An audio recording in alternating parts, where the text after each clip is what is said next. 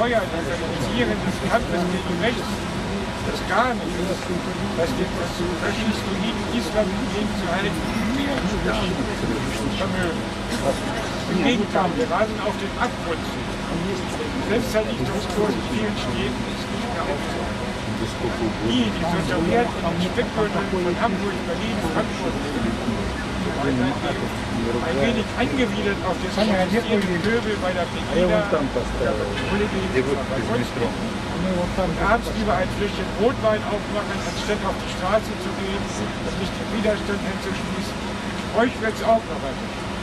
Diese verkopften und angstkaschierenden Menschen warten lieber noch auf die perfekte Organisation, die perfekte Partei, den perfekten Moment, auf die perfekte Idee, perfekte Konzepte, perfekte Redner, perfekte Termine und die perfekte Welle.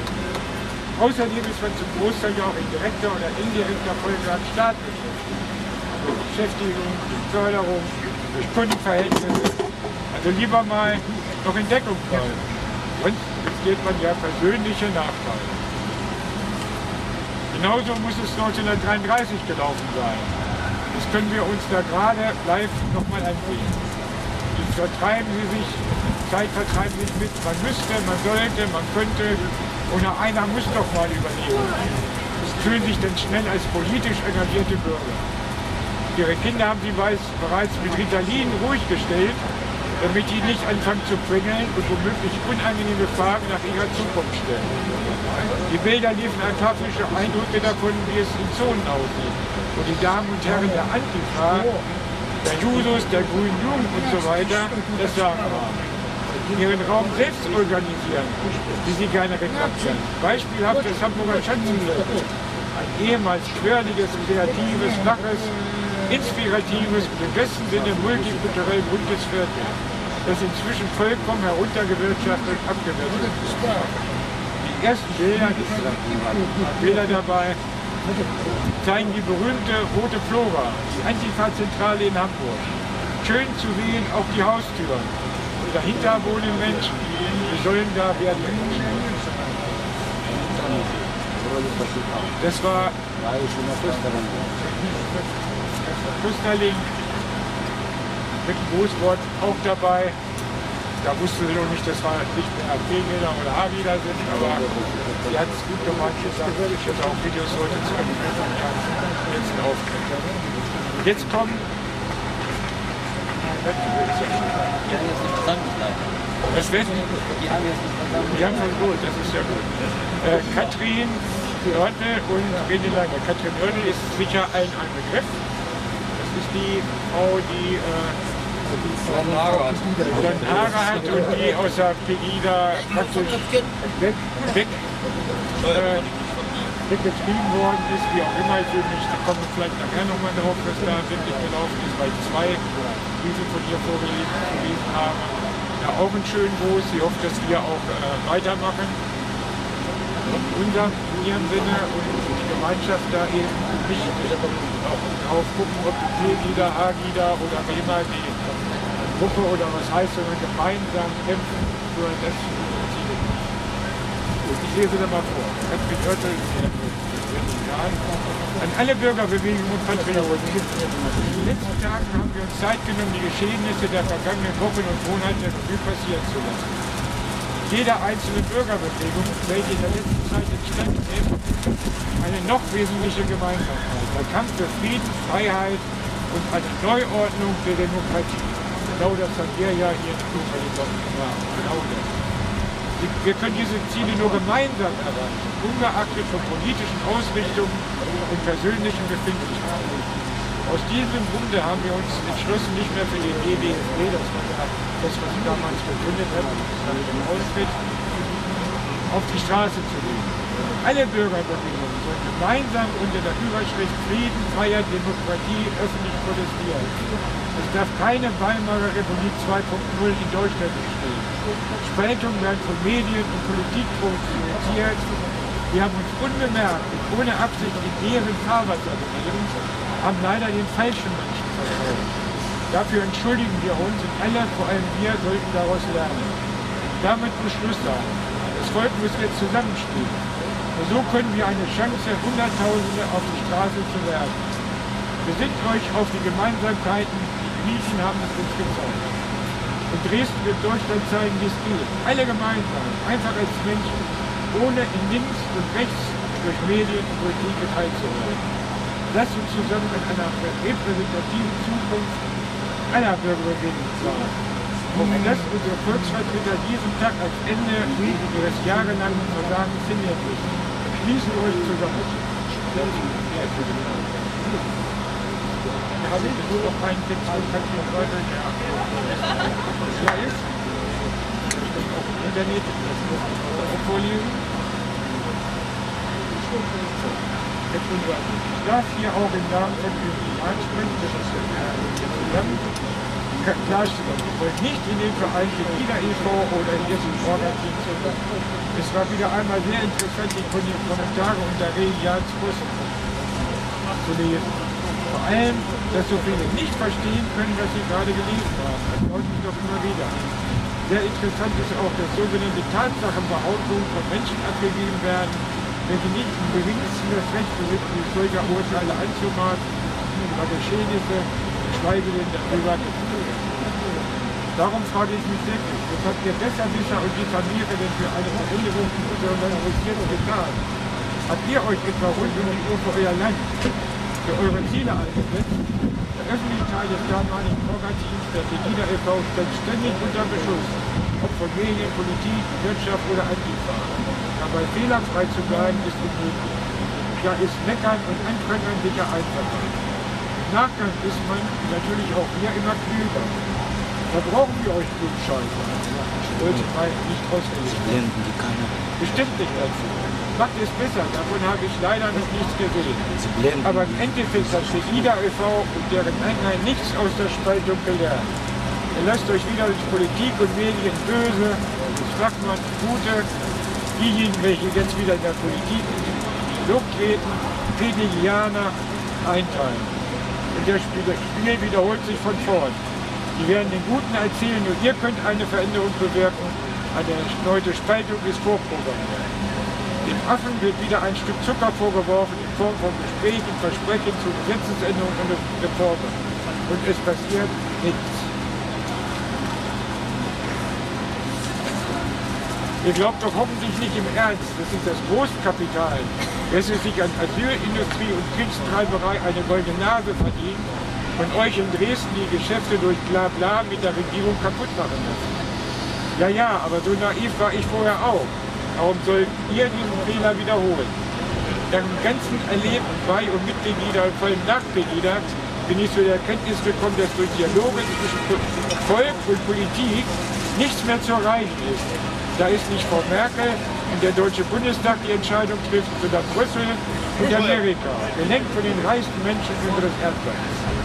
Deswegen haben wir auch nur eine Chance auf eine Neuordnung des Systems, wenn wir, das Volk, uns alle einig sind und uns nicht in links und rechts in Gut und Böse teilen lassen.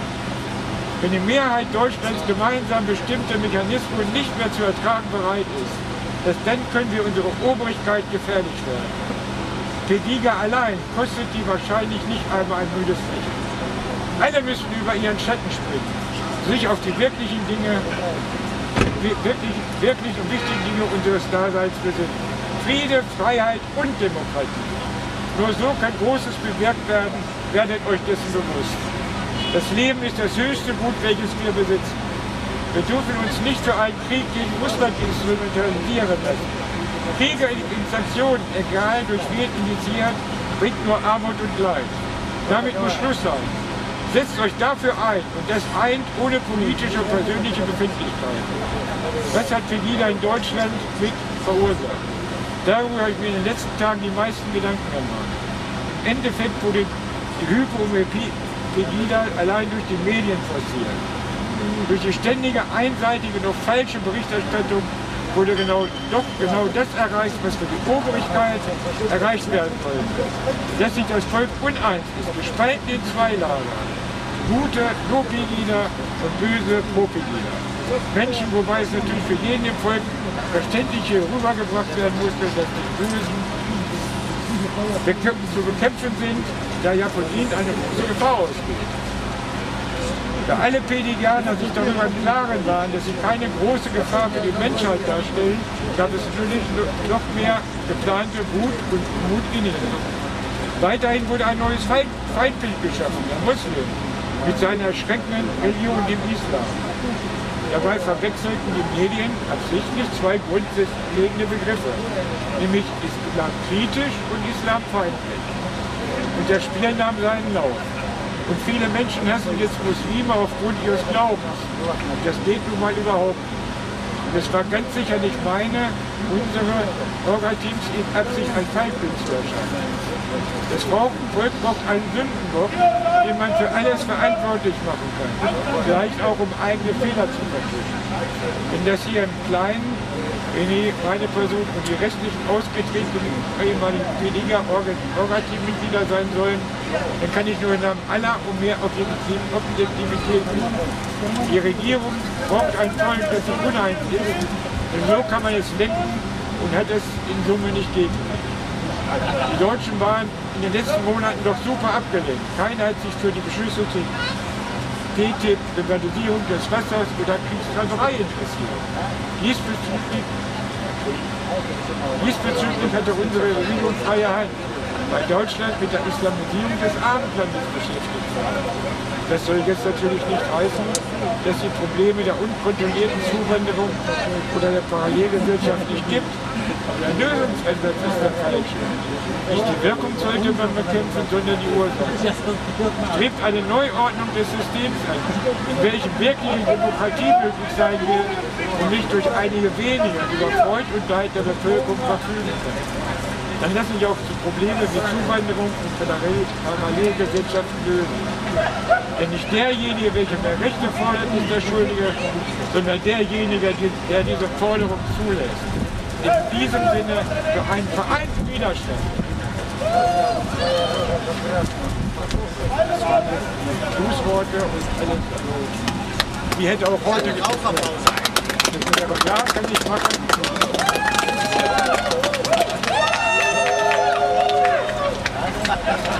So, könnt ihr auch hier rüberkommen, dann können wir das Mikrofon... Kommt doch rüber, dass wir das Mikro einmachen.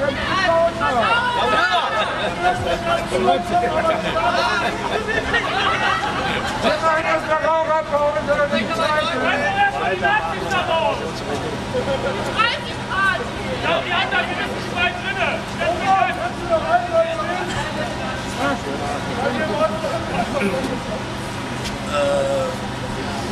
Wie schön wegen der Zeug umsonst hier, ey. Ja, wir anbieten, dass er rüberkommt, dann kann er doch nicht, ne?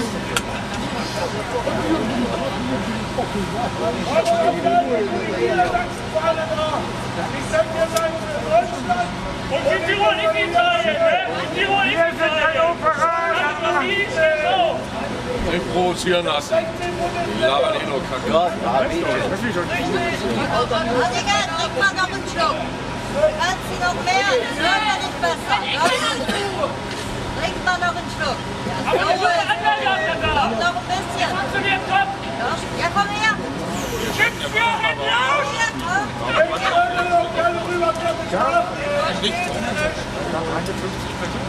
So, jetzt habe ich gar nicht gesagt. Ich habe mich schon gewundert. So, ich habe mich wir dürfen noch keine Musik machen. schon gewundert. Ich zahle 100 Euro an die GEMA für Musik, die kann ich abspielen. Keine 50 sind. So, wusste ich auch nicht. Das ist eine Aufnahme. Ich habe mich schon gewundert, weil... Weiß ich, ja, nee, ich habe die Anlage, da stehen wir ab und die sitzen da rum und Stimmt gar nicht. Eigener Anbau. Hast du keinen kleinen da? Eure Kinder werden so wie wir. Eure Kinder werden so wie wir. Wir sind das Volk! Wir sind das Volk! Wir sind das Volk! Wir sind das Volk! Wir sind das Volk! Wir sind das Volk! Wir sind das Volk! könnt ihr gleich Ihr bezahlten Affen, ey! Du bist das Volk! Ja, genau. Hey,